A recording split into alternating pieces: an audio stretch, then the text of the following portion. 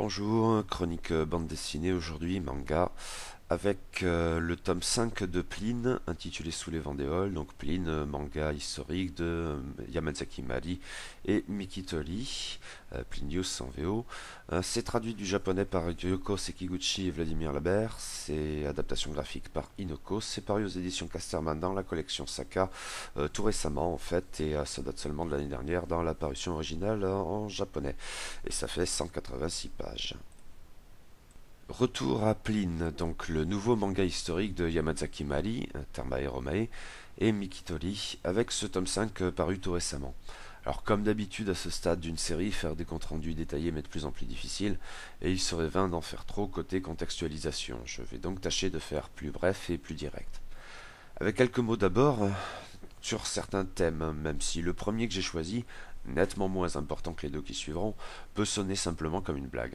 Cependant, il s'agit probablement de rebondir sur certains éléments du tome précédent, tout particulièrement un tableau bien sinistre de l'humanité qui avait enfin provoqué la colère misanthrope de Pline. La ville de Pompéi ravagée par un séisme était en effet parcourue par de bien égoïstes personnages, prêts à tout pour survivre en lieu et place des autres, même s'il y en avait, certes, pour faire davantage preuve d'altruisme autant que d'abnégation.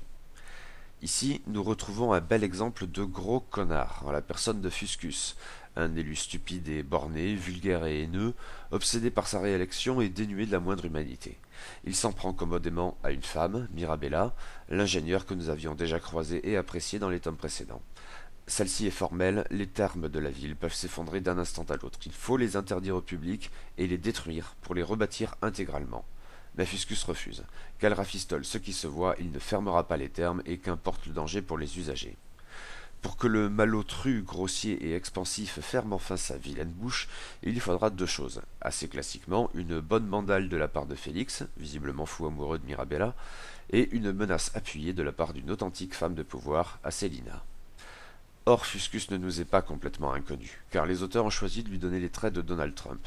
C'est flagrant dans ce premier épisode où nous le voyons exhiber toute sa laideur intérieure, et l'on ne peut s'empêcher alors de se dire que pareil connard bien réel est un vrai cadeau pour des dessinateurs, sans même verser forcément dans la caricature.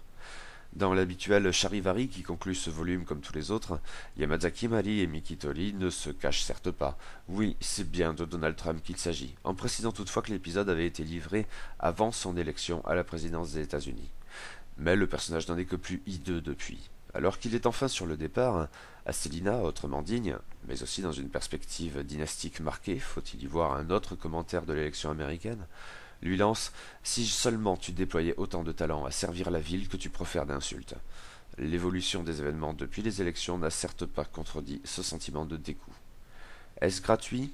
Je ne le pense pas, dans la mesure où il s'agit probablement, là encore, de figurer un tableau exhaustif des bassesses humaines, qui, toutefois, n'exclut en rien, voire justifie carrément, un autre tableau, plus lumineux, des individus à même de faire preuve de dévouement et d'empathie, qualité dont Fuscus Trump est totalement dépourvu. Mirabella, Asselina, Félix sont heureusement là. Cependant, le thème principal de ce cinquième volume est ailleurs, et, disons-le, beaucoup plus enthousiasmant. En accentuant la dimension qui me plaît le plus dans cette BD, l'idée d'accorder du crédit sur un mode scientifique au passage de l'histoire naturelle où Pline raconte les choses les plus étranges, et, à nos yeux contemporains, mais c'est justement le décalage qui produit de la saveur, parfaitement anti-scientifique. Ici, cela passe d'abord par le récit de ce bien curieux bonhomme qu'est Larcius, vieux fou qui a beaucoup bourlingué et qui passionne son auditoire, Pline inclus comme de juste, avec ses anecdotes fantastiques de rencontres impossibles de par le vaste monde. Il nous entretient par exemple de ces blémis qui n'ont pas de tête, mais qui portent bouche et yeux sur la poitrine. La couverture leur fait honneur et c'est bienvenu, ou encore de ces immentopodes dont les jambes s'achèvent en bandes de cuir. Ces récits hallucinés ne manquent pas de séduire Pline. On lui avait suggéré de fuir Rome autant que possible pour échapper à la double menace de Néron et de Poppée, que l'on entrevoit à peine très fugacement dans ce tome 5 et je suppose que c'est pas plus mal. Du sud de l'Italie, il semblait désireux de gagner la Grèce, mais le voilà qui, sur un coup de tête, préfère embarquer pour l'Afrique, ce continent si méconnu et visiblement riche de secrets à même de fasciner un naturaliste. Il y a ici un habile jeu entre les merveilles attendues classiquement dans le genre bien codifié des voyages extraordinaires et la réalité autrement prosaïque et même parfois fort laide de ce que sont réellement les voyages. La tempête, les pirates, la cruauté utilitariste des marins qui ne valent parfois guère mieux. Le pauvre Félix tout particulièrement en fait les frais, l'ex-légionnaire n'a guère le pied marin. Mais ce qui est très bien vu ici, c'est la manière dont ce voyage réaliste se part soudain d'atours qui peuvent paraître fantastiques alors qu'ils ne le sont en rien. En l'espèce, nos voyageurs sont fascinés par des feux de Saint-Elme, phénomène étrange suscitant bien des superstitions, mais que Pline et quelques autres sont pourtant portés à envisager rationnellement. Ceci étant, la dimension fantastique ou fantastiquisante de ce volume 5 ressort aussi de quelque chose de plus habituel, un bestiaire imaginaire qui paraît pourtant bien réel à base d'animaux fort étranges. Pline, cette fois, disserte sur les lièvres marins et les propriétés très curieuses mais pas moins fatales de leur venin. Félix, s'il croit aux lémures, retrouve son rôle paradoxal d'homme du commun plus que sceptique face à l'érudition du naturaliste, et le simple constat de ce qui se produit sous leurs yeux lui permet de contredire Pline, lequel, visiblement embarrassé, entend justifier son intenable position en bottant en touche, jusqu'à ce que la réalité rattrape enfin la scène pour donner raison à son premier pronostic, invalidant le second, en su du scepticisme de Félix. Autant de choses très bien vues et qui, à mon sens, tirent ce cinquième volume vers le haut. Ce jeu consistant à prendre l'histoire naturelle au pied de la lettre, au premier degré, me plaît décidément beaucoup. Mais sur la durée, il est bien sûr un autre aspect de ce tome 5 à mettre en avant, car il continue de dérouler ce qui apparaît clairement depuis pas mal de temps comme étant le véritable fil rouge de la série, le rapport de Pline au volcan. Bien sûr, nous savons que Pline l'Ancien, le Pline historique, est mort dans l'éruption du Vésuve de l'an 79 qui devait ravager Pompéi et Herculanum. Le premier tome avait mis l'accent sur cette scène fameuse sans pourtant la montrer, simplement en la préparant et en laissant les choses en plan pour passer aux choses véritablement sérieuses, ce long flashback qui commence 20 ans plus tôt, moyen pour le lecteur de découvrir la biographie fantasmée par Yamazaki Mali et Miki Tori de ce grand personnage de l'histoire dont la vie nous est pourtant inconnue. Seule sa mort étant véritablement documentée. Et ce flashback avait bien sûr commencé avec un autre volcan, une autre éruption. Pline, gouverneur de Sicile, assistait à la colère de l'Etna et recrutait le jeune Euclès dans les ruines même de tout ce qu'il avait jamais connu. Plus tard, Pline et ses camarades ont eu maintes occasions de s'interroger sur les phénomènes sismiques, et tout récemment, alors qu'ils se trouvaient à Pompéi, ils ont bien failli en faire les frais. En résultait cette illumination, dont je ne sais toujours pas si elle est crédible ou pas. Le naturaliste comprenait que le majestueux Vésuve était un volcan, ce qui avait semble-t-il échappé à tout le monde, même si quelques témoignages de l'érudition livresque pouvaient aller dans ce sens. Et comme toujours, ce sont bien les livres des anciens qui convainquent Pline de ce qu'une chose est vraie. Une mauvaise langue balancerait ici un mème du genre « C'est vrai, je l'ai lu sur Internet ». Dans ce volume 5, Pline tombe sur un troisième volcan italien, le Stromboli, dans les îles Éoliennes. Nouvelle illumination?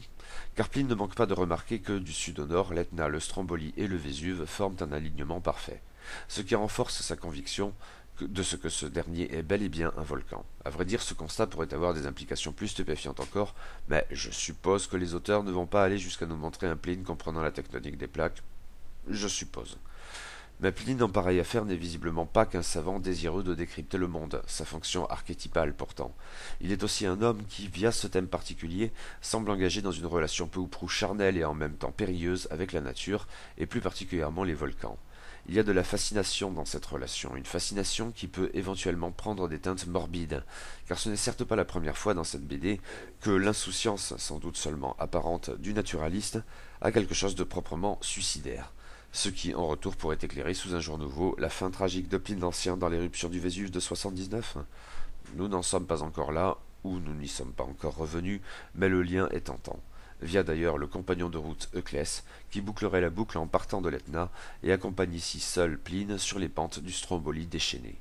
Et bien sûr, mais je ne vais pas à nouveau m'y étendre, le thème des volcans, y compris dans sa dimension éventuellement morbide, est idéal pour rapprocher l'Italie de Pline du Japon des auteurs, par-delà les siècles, par-delà les continents. Quelques mots enfin sur les personnages dans ce cinquième volume, ou plus exactement sur deux d'entre eux, car dans les sections précédentes, j'ai pu évoquer quelques personnages secondaires, outre les centraux Pline et Euclès. Et tout d'abord, Félix. J'avais déjà fait part de ce que c'était mon personnage préféré de la BD, le plus sympathique, le plus attachant. Je ne suis visiblement pas le seul à le penser, une évidence, et les auteurs ici semblent confesser qu'il en va de même pour eux. C'est un excellent ressort comique, notamment, mais son utilité va au-delà. Par exemple, il faut donc aussi prendre en compte sa posture paradoxale, de sceptique pourtant pas épargné par les superstitions. Il est celui qui ose contredire Pline, et parfois a raison. Toutefois, eh bien, dans le présent volume, j'ai le sentiment que Yamazaki, Mali et Miki Tori en ont peut-être un peu trop fait. C'est un véritable festival. Félix est plus agité que jamais, bavard, expansif, puéril aussi. Il est toujours aussi sympathique jusque dans ses pires travers, mais j'ai l'impression qu'il bouffe un peu trop l'écran, si j'ose m'exprimer ainsi, ce qui nuit tant aux autres personnages qu'à lui-même, au fond. Un chouïa plus de retenue serait pour le coup profitable à l'ensemble, même si j'adore toujours Félix. Sur un mode également ambigu, il faut enfin relever que notre trio, Pauline, Euclès, Félix, pourrait bien devenir un quatuor. Car au cours de leur voyage mouvementé de Naples à Stromboli, nos héros font la rencontre d'un petit garçon qui demeure anonyme pour l'heure, mais paraît hors du commun, avec sa connaissance remarquable de la navigation comme des étoiles, des volcans aussi, et de bien d'autres choses encore. Sans même parler de son corbeau Phtera avec lequel il entretient une relation quasi surnaturelle. Il est trop tôt pour que je me prononce à cet égard. Le personnage, pour l'heure, a un peu quelque chose d'un expédient kawaii et en même temps il a un potentiel plus riche, au regard des scènes les plus étranges dans lesquelles il figure. Bon, nous verrons bien. Il faut ajouter à tout cela, bien sûr, la grande qualité du dessin, toujours aussi bon, ou peut-être même encore meilleur tome après tome. J'ai l'impression en tout cas que l'ensemble me parle de plus en plus.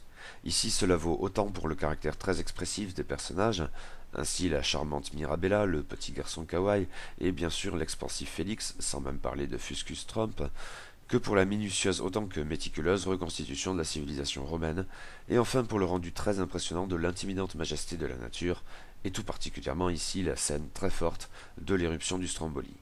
Un bon cru donc que ce tome 5. La série demeure un peu inégale parfois, les tomes 2 surtout et 4 m'ont paru inférieurs aux tomes 1, 3 et 5, mais là j'ai l'impression qu'on y trouve ce qu'elle a de plus enthousiasmant à nous offrir. À suivre donc avec le tome 6.